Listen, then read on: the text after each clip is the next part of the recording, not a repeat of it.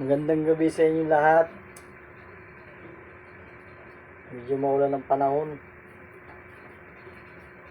Kararating ko lang din. Niluluto ko yung aking mga junakers ng ulam. Kasi nasa eskwelahan pa sila eh. Ito yung adobo. Ito ng patatas.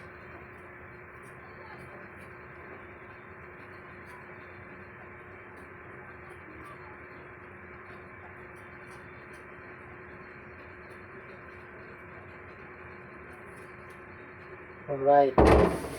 1-0.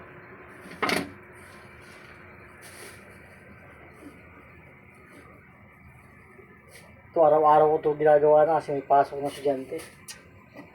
Oh, pagod. Basta pa nga sa ulan, no? Grabe lakas ng ulan.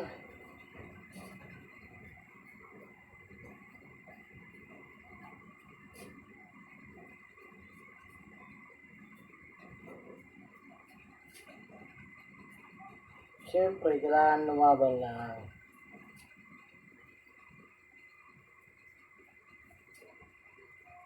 Dalawang pirasong patatas.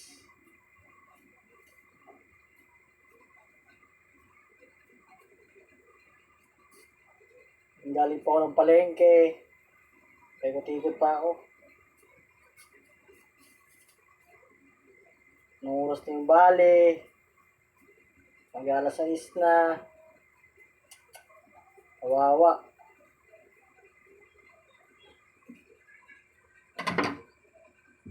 Kawawa. Ihiwain natin to sa 4. Alright.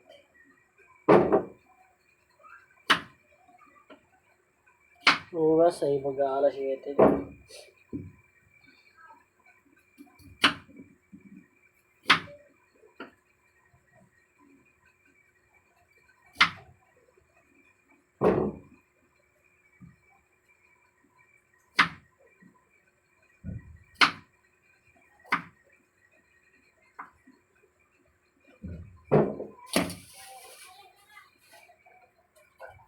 Hugasan kung madumi.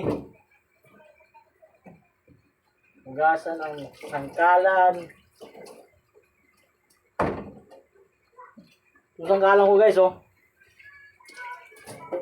Patagal na to. Tibay ito. Siguro nasa 4 na taon na to. Grabing kahoy ito, matibay ito. Ayan o. Pinapakuluan ko po. Pinapakuluan ko siya para matanggal yung matubig-tubig. Yung dumi ng manok. Hindi nga siya magluto eh. Tinatanggal ko muna yung mga tubig ng manok. Hinigisa ko sa mantika niya.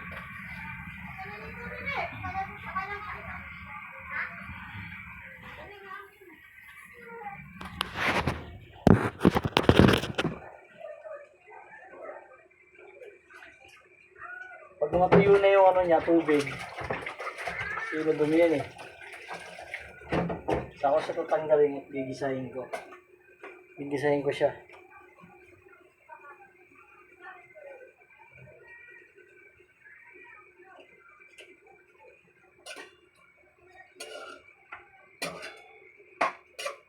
Ito kasi mag-adobo eh. Adobo to para sa mga junakers ko.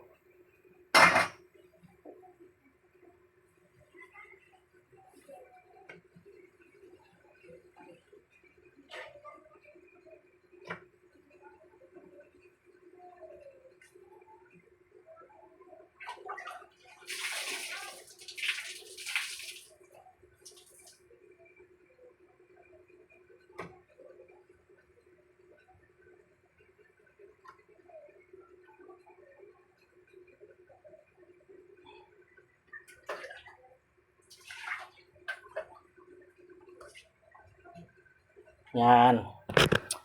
Habang nag-aantay, grabe naman. Mabulan. basa sa loob. Alright. May plastic kasi yung TV ko kasi tumutulo dun, oh. Hindi ko napapaayos eh. At hindi ko rin naayos kasi wala akong oras. Pag linggo, lasing ako eh. Kaya hindi ko nagagawa. Wala lagi ako pag linggo.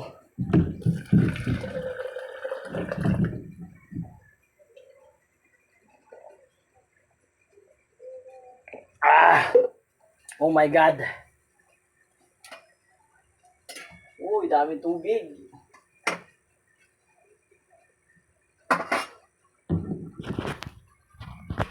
Ay guys, ang daming tubig oh. Maraming tubig yung manok.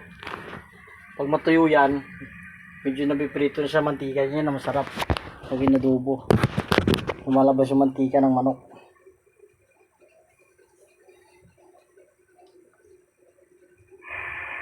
Siyempre yung isang anak ko nandun pa kay nanay, hindi ko pa kinukuha. Kasi pag magulo yun dito, pag andito eh.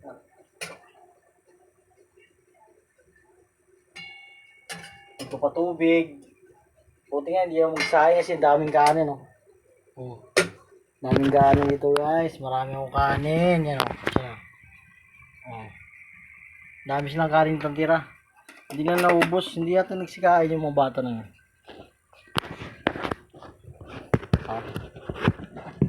Para lang ako timang dito, ako salita mag-isa. Alright.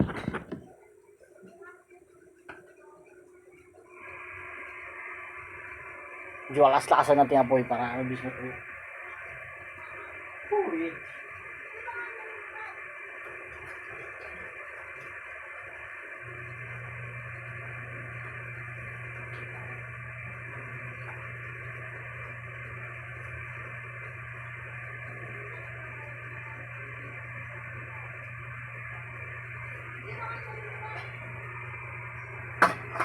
Hindi ko pa kasi kinukuha yung anak ko na isa eh.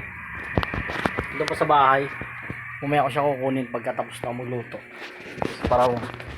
Kaya hindi ko siya kinukuha doon. Magulo kasi yun eh. Ang daming hinihingi. Basa pa nga ako. Basa pa ako sa ulan. Basa ako sa ulan. Nagdakad lang ako galing annex. At namalingking muna ako bago umuwi.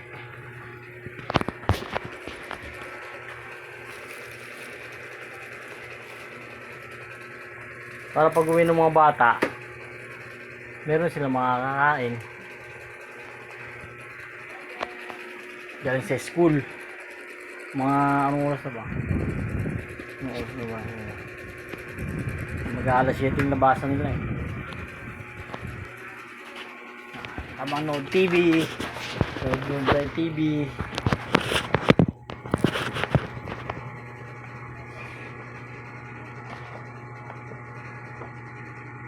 Tapos na akong igib.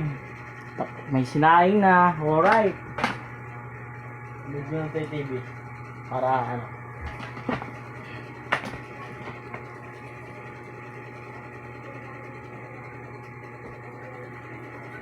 Ito yung balita. Ano nangyayari sa mundo natin.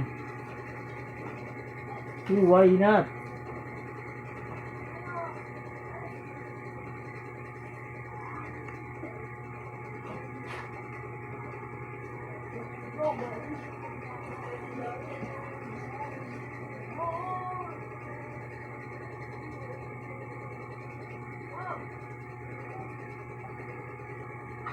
Naputulan na yata ako eh. Kala ko naputulan na ng wifi.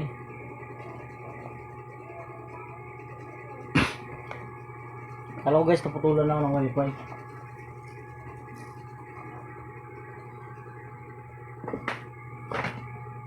Medyo nilalagyan ko talaga ito kasi sayang nyo pag mabasa.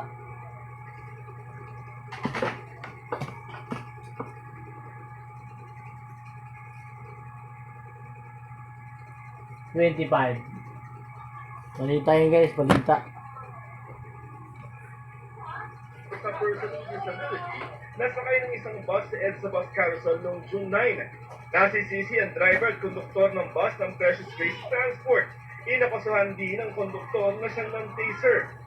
Pero sa pagharap nila sa Land Transportation Franchising and Regulatory Board o LTFRB bilang pagsunod sa show cause order, itinanggi ng konduktor na si Francis Sauro na siya ang non-taser sa biktima. Sabi niya bumaba siya sa bus para i-report ang pangangagat ng biktima sa kapwa pasahero nito. Sabi ko ng pasahero na, Kuya, pababayin mo lang itong pasahero mo, nangangagat na naman. Baba. Marami pa tubig guys. Oh.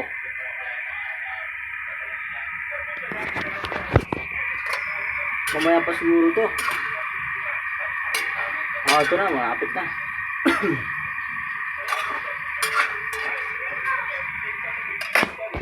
For a driver, Every driver is required to provide safe spaces to all boarding passengers. It would appear now that Medyo basa-basa yung buko. Grabing, ano, ambon-ambon. Wala akong If payong. considering na meron ng pagbubugbog na natira. hinihingi ng LTFRB ang CCTV sa loob ng bus. Ayon sa kumpanya, may 5 silang CCTV sa loob, pero maaaring nabura na umano. Generally 72 hours lang. 72 hours lang. It is something that maybe the board has to look into. Masyadong mahaba rin Sa ngayon, video. piniimbestigahan ng DOTR sa PNP Alright. Cybercrime Group ang post ng isang posibleng security guard na nawala sa ng pasahero. Sabi kasi niya sa post, buti at dala niya ang kanyang panguligente noon. Kakasuhan siya ng pamilya ng biktima. Sa pagdinig naman kaugnay ng viral na buha ng komunitary bahan ng mga City Florida bus ng Nueva Vizcaya, sinabi ng abogado ng kumpanya na isang bus lamang ay lumabag sa baras patay sa video. Yung unang nag-overtake sa kaliwa, napakababa. Medyo parang matagal tong niluluto ko na to. Yung nag-overtake dun sa kanan, that is around 31 pieces. Dito na lang siguro akong Nag-overtake sa pick-up Yes. at in-overtake pa niya